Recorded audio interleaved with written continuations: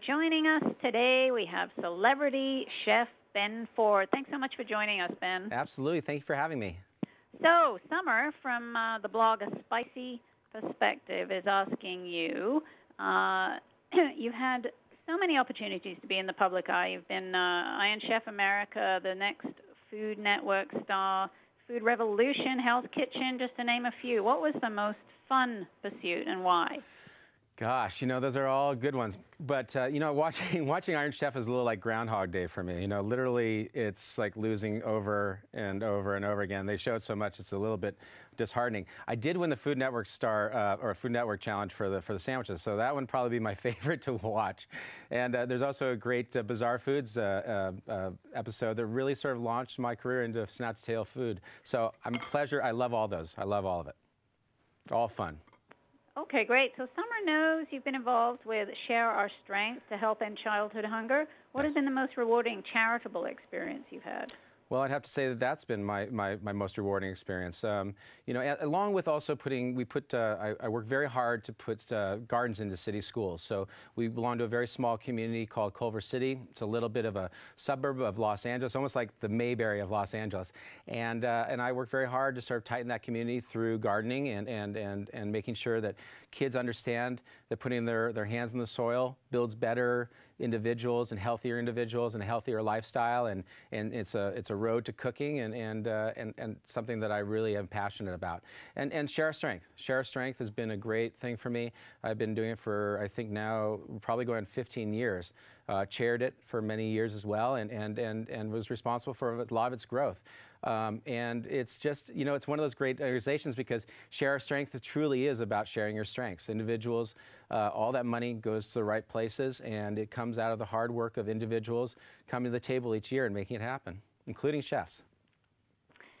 Now, who was your cooking inspiration when you were a child, and what is your favorite food-related memory? Boy, I've been cooking for 25 years now, so there's been some time, and chef mentors have sort of changed, in a big way as well. Wolfgang Puck was definitely becoming a celebrity chef just as I was entering into being a cook, and but I'm more of a craftsman, and I'm more interested in I'm more of a working chef, and I got my hands dirty kind of chef. And I worked for a guy named Paul Bertoli at Chez Panisse, who was a wonderfully inspiring person for me. And also, I've been inspired a lot by my travels to Spain. I went and I found some structure and some rules that I felt really worked well for my style of cooking, and I found a lot of inspiration over there in the Bay of Biscay and working that Atlantic coast of Spain and France and Portugal. Now, is your current restaurant, Ford's Filling Station, is that a reflection of how you cook at home? Well, I would say so. The thing that's great about Ford's Filling Station is you really do feel like you're coming into a home. I design the restaurant, I do the music, I do the food, I do the menus, I do the bar. I do everything. I have a lot of help. I've got wonderful people that work for me. Don't get me wrong on that one. So it really is. It's simple, sort of nostalgic food. It's playful. It's stuff food that I want to eat. And when I originally first started doing the restaurant, there weren't a lot of restaurants out there like that. We are at the forefront of the gastropub movement, quote unquote, and among the first two in the United States. So nostalgic, playful cuisine that's rooted in great cooking and in concept and culture is something that we do. Now, Sommer has read that you are an urban farmer and forager. Can you talk a little bit about what that means, what it means to be an urban forager? Well, I am an urban forager, and I think it's about not only having an appreciation for good food, but really understanding what's there at your feet growing wild. When I take my children out, I've got a 2.5-year-old and a 12-year-old, and they truly love going out there with me, and it's about opening up your eyes to what is right underneath your feet. I watch people going to the farmers markets, and they'll buy a big bunch of purslane, and then they'll go and they'll walk over it on the way back to their car away from the farmers market. And I always found that that's a kind of a interesting duality. There's so much wild food out there, and I just came back from foraging actually with Arab women in Israel, and really got to see what it's like to have wild food that's being used culturally and being used every day within cooking and within a certain population.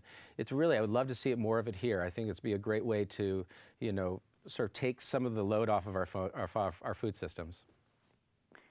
So what is your family's favorite meal, and what do your kids ask for? Boy, my family's favorite meal right now is paella. You know, it's something that I've become very comfortable with. It's something I can put lots of different things in. My 2-year-old's a big rice fan, and anytime I can throw vegetables in there and a couple other things to kind of hide in the mix, it turns out to be a pretty good dish for them. My 12-year-old, he's a great eater. You know, I can't complain about him. I don't have to hide the vegetables as much for him, but you know, he also will bust me if I don't do it completely perfectly. So he's a bit of a critic. But they're loving paella right now. And then, of course, everybody wants to know what your famous father, Harrison Ford, asks you to make when you cook for him. You know, it changes. It changes all the time. He travels so much and he's away so much. I think he comes back and he's looking for a taco or a tostada, something great like I'm doing here, you know, with these Cuban tostadas that I've got here. He likes really sort of simple stuff, and the stuff that we're doing for the Dole, the stuff that I'm looking for the Dole cook-off is really really right up that same avenue of what he's doing. You know, a great example of that would be sort of a fresh salsa. You know, I have this some scallions here. I've got some red onion. I've got a little bit of some diced fruit that we can throw in there. This salsa that I'm doing right here is actually inspired by last year's winner, who did some sliders with some pineapple chunks and some mango in it. And that's just exactly what I'm doing here. I'm just sort of starting off that way. And so, yeah, it's kind of funny. I'm here to inspire, but I also get inspired by people. And, you know, this is a great dish. So I'm going to take a little bit of some spice. We got to put a little bit of red pepper in there. We got to add a little serrano. We need to add some lemon juice, lime juice. And cilantro. I love this cilantro. I don't know where I began to like cilantro. I don't remember when I went from being a kid and not liking cilantro to loving cilantro. I love cilantro now. If you don't love it just yet, you can inch your way into it with just a little bit of this. Gonna give it a toss. And I'm gonna serve it on top of one of my dad's favorite dishes right here, which is the Cuban tostadas. And I gotta tell you, fruit and Cuban food go together. Really, really do. This is gonna be it's already been braised in fruit juice. It's already got all those sort of qualities to it, but it needs that spice and it needs a little bit more of that isolated fruit flavors. Just going to top that, and you can see those are some great pork tostadas with a really simple mango pineapple salsa on top. So great for summer cooking, great inspirational cooking, very simple, very healthy. Do you have plans to open more Ford's filling stations? Sommer remembers hearing a while back that you might be opening one in Tulsa, where she grew up. You know, the first Ford's filling station actually was in Tulsa, Oklahoma. It was a pop-up version of it that was done with a friend of mine who has restaurants out there, and it was something that was intended to be temporary until we opened up in Los Angeles.